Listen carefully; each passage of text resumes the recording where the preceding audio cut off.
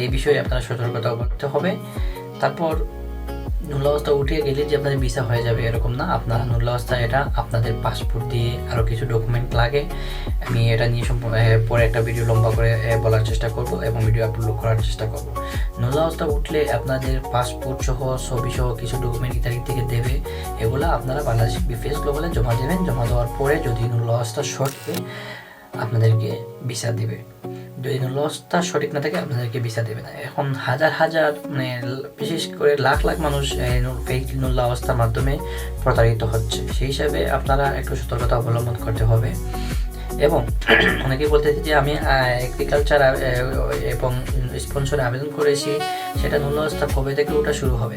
দেখেন, যারা 2026 সালে ডোমেস্টিক, এগ্রিকালচার, টুরিস্টিক এবং স্পন্সরে আবেদন করেছে, এই আপনাদের এই এগ্রিকালচারের ভিসা ওটা শুরু হয়ে গেছে পুরো দমে।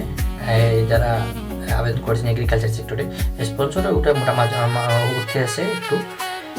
বিশেষ করে আপনাদের ডোমেস্টিক যেহেতু লাস্টে আবেদন হয়েছে, সেই হিসাবে একটু সময় লাগবে ডোমেস্টিকের জন্য। তো আপনারা সবাই একটু অপেক্ষা করতে হবে। যাদের মাধ্যমে আবেদন করেছেন মাঝে মধ্যে যোগাযোগ রাখবেন, এবং যখন আপনাদেরকে নুল অবস্থা দেবে আপনারা টাকাটা দিয়েন না। আমি আগেই বলছিলাম নুল অবস্থা এখন 90% দেখা গেছে নুল অবস্থা ফেক দিচ্ছে, দিয়ে টাকা 5 লক্ষ 10 লক্ষ টাকায় নিয়ে নিচ্ছে ভিসা উঠে থেকে। আপনারা সতর্কতা অবলম্বন করবেন। এবং যদি আপনাদের 4-5 হাজার টাকা চলেই যায়, আমি বলবো আপনাদেরকে যখন নুল অবস্থা দেবে তখন আপনারা বাংলাদেশ বিপিএস গ্লোবালে যাবেন। বিপিএস গ্লোবালে গিয়ে আগে এই নুল অবস্থাটা যাচাই বাছাই করবেন। যাচাই বাছাই করে আপনারা টাকাটা লেনদেন করবেন। যদিও টাকা আগে দিতে আমি মানা করতেছি, এরপরে যদি চাপ দেয় যাদের মাধ্যমে কাজটা করাইছেন, আবেদন করেছেন, যদিও তারা চাপ দেয়, আপনারা 2-4 দিন পরে টাইম নিয়ে